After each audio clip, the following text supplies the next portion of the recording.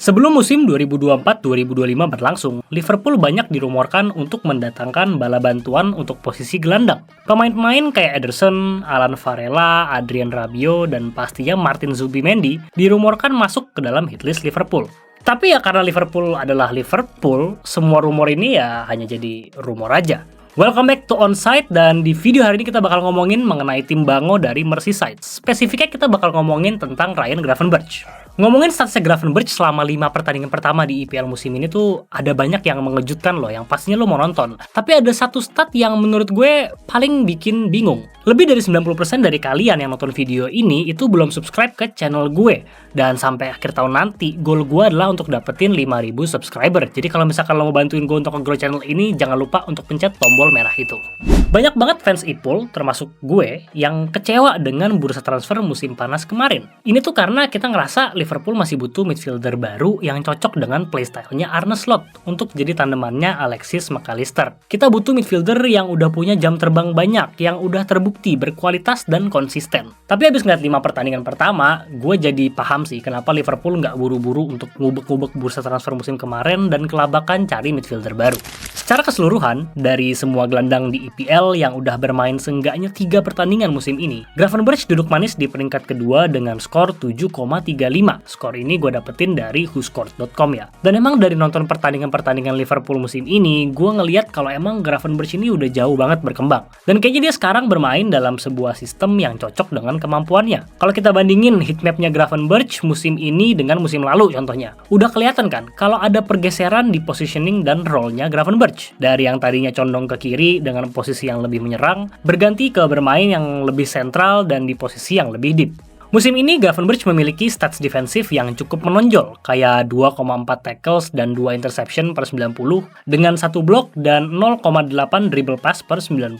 Stat ini menunjukkan bahwa Gravenberch udah berkembang dan bisa mengisi role pivot yang terbilang lebih defensif dari McAllister. Ini sebuah peningkatan dari musim lalu di mana Gravenberch hanya dapat 1 tackle, 0,5 interceptions, 0,4 clearance, dan dilewati musuh 0,7 kali per 90. Perkembangan ini tuh alasan terbesarnya karena sekarang manajernya udah Arne Slot, di mana Gravenberch itu dimainkan sebagai double pivot. Sementara dulu sama Jurgen Klopp dia semacam dimainkan di midfield bagian kiri dan punya tugas untuk melakukan ball carry. Dalam sistem Arne Slot, Gravenberch dijadikan deep pivot dengan tugas untuk memotong build up musuh di zona 7, 8, dan 9 saat counter, atau saat musuh sudah menyerang dengan lebih advance, biasanya dia itu ditugaskan untuk mengunci gelandang musuh di zona 5 atau zona 6. Sementara in possession, Gravenberch bertugas untuk terima bola dari kiper atau dari Konate dan Van Dijk. Posisinya tetap condong ke kanan tapi agak sedikit lebih ke tengah, ngasih opsi yang banyak untuk kiper dan bagi Liverpool untuk melewati press line 1 dari musuh. Dalam skenario ini, McAllister bermain dengan lebih tinggi yang bertugas untuk melakukan recovery kalau misalkan umpan jauh dari lini pertahanan Liverpool dipotong oleh musuh. Gravenberch juga tetap menunjukkan kemampuan ball carry-nya dalam skenario double pivot ini, terutama saat McAllister turun lebih dalam dan ketika Szoboszlai masuk ke posisi number 8 di zona 7, 8, atau 10. Kemampuan Gravenberch dalam berputar, terus kemudian technical ability-nya tuh emang cocok banget untuk bermain dalam skenario double pivot kayak gini. Ditambah lagi dengan kemampuan dia untuk keluar dari area-area sempit membuat dia menjadi midfielder yang nyaris sempurna untuk sistemnya Arne Slot. Menurut WhoScored, ini adalah 10 midfielder yang tampil paling gemilang dalam 5 game week pertama di IPL musim ini. Tapi ini dengan note kalau pemain ini at least sudah harus main 4 game ya. Dan dari sini sebenarnya kita bisa ngelihat Gravenberch itu emang beneran tampil bagus atau emang cuman karena Liverpool mainnya lagi bagus aja. Secara defensif, Gravenberch cukup mencolok. Kemampuan dia untuk ngebaca penyerangan musuh, positioning, aggression, semuanya udah bagus banget musim ini.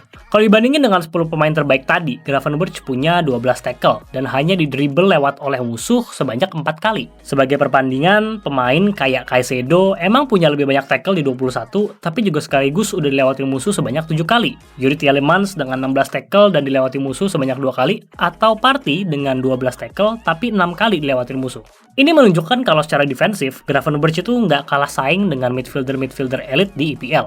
Interception Gravenberch di 10 merupakan yang terbaik kalau dibandingin dengan pemain-pemain ini. Kayak Partey dan Caicedo itu cuma dapat 9, sementara Norgard itu di 8. Ini nunjukin kemampuan positioning dan pembacaan permainan oleh Gravenberch yang sangat bagus. Tadi kan gue udah bilang, kalau misalkan role-nya Gravenberch di bawah Arne Slot ini adalah untuk mengganggu dan memotong build up musuh atau penyerangan musuh sebelum masuk ke backline-nya Liverpool. Dan ini juga dilakukan dengan baik oleh Gravenberch, dan kita bisa lihat dari total pass yang dia blok di angka 8. Cuma Alexis McAllister yang punya angka lebih tinggi dari ini di 10, dari antara midfielder-midfielder terbaik musim ini.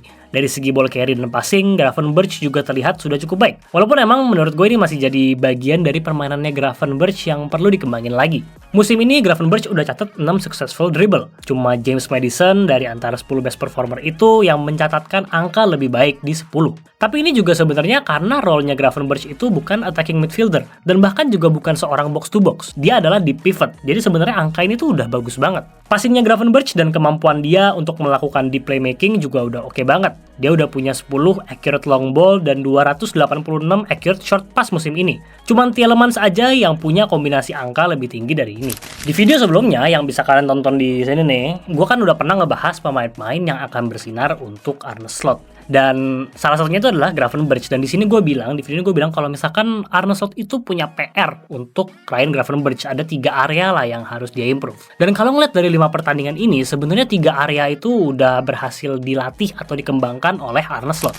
Gravenberch udah terlihat lebih percaya diri. Dia terlihat untuk pede sama kemampuannya dia sendiri dan berani untuk ngambil keputusan. Hal ini juga ngasih impact ke decision makingnya Gravenberch, baik itu dari segi penyerangan maupun bertahan. Yang gue suka dari Gravenberch adalah dia udah mulai nunjukin musim ini kalau kemampuan dia untuk ngebaca permainan itu bagus banget. Kapabilitas interception dan pass blocking Gravenberch itu jadi kunci buat Liverpool, karena musuh akan langsung kehilangan tempo permainan mereka, dan ini bisa jadi jendela buat counter attack bagi Liverpool. Gravenberch juga musim ini kayak yang gue bilang tadi udah jauh lebih pede. Dia bisa keluar dari area-area sempit dan nggak panik. Ini sebuah kemampuan yang berharga banget untuk strategi Arne Slot yang mengedepankan kontrol dan suka melakukan build up yang lamban dari belakang. Punya pemain kayak Gravenberch itu nambahin dinamika yang baru bagi Liverpool untuk lewatin press musuh. Menurut Brian Tevreden, orang yang berpengaruh dalam perkembangan Gravenberch di masa-masa mudanya, fisiknya Gravenberch yang tinggi dan kuat ini ngingetin dia sama Frank Rijkaard. Tapi secara teknis, dia bilang kalau misalkan Gravenberch ini mirip sama Paul Pogba waktu zaman-zaman di Juventus. Menurut gue, walaupun dia belum sampai di level itu, tapi dia udah mulai menunjukkan potensinya musim ini. Mungkin satu hal yang bisa dikembangkan adalah umpan terobosannya. Kayak gue kurang ngeliat umpan terobosan yang dikasih sama Gravenberch kayak dulu waktu dia main di Ajax gitu. Dia tuh dulu bahaya banget dari pinggir kotak penalti, bisa ngasih bola masuk untuk striker terima bola dan melakukan shooting. Dan kalau ini udah berhasil dia kembangkan, dia akan jadi lebih bahaya, terutama ketika ngelawan tim-tim yang memainkan low block, kayak yang waktu kita lihat waktu Liverpool lawan Nottingham Forest gitu. Kalau misalkan ini udah berhasil dia lakukan, gue rasa dia akan menjadi midfielder yang nyaris sempurna untuk strateginya Arne Slot. Dan itulah diskusi dan pendapat gue sih sebenarnya tentang Ryan Gravenberch. Mungkin udah bener kali ya Liverpool nggak beli midfielder di bursa transfer musim panas kemarin. Atau sebenarnya mungkin mereka masih butuh. Coba kasih di kolom komentar, menurut lo gimana? Liverpool masih butuh nggak reinforcement di area midfield atau gelandang mereka? That's it for today. Thank you udah nonton videonya. Jangan lupa untuk like dan subscribe. Dan see you on the next episode.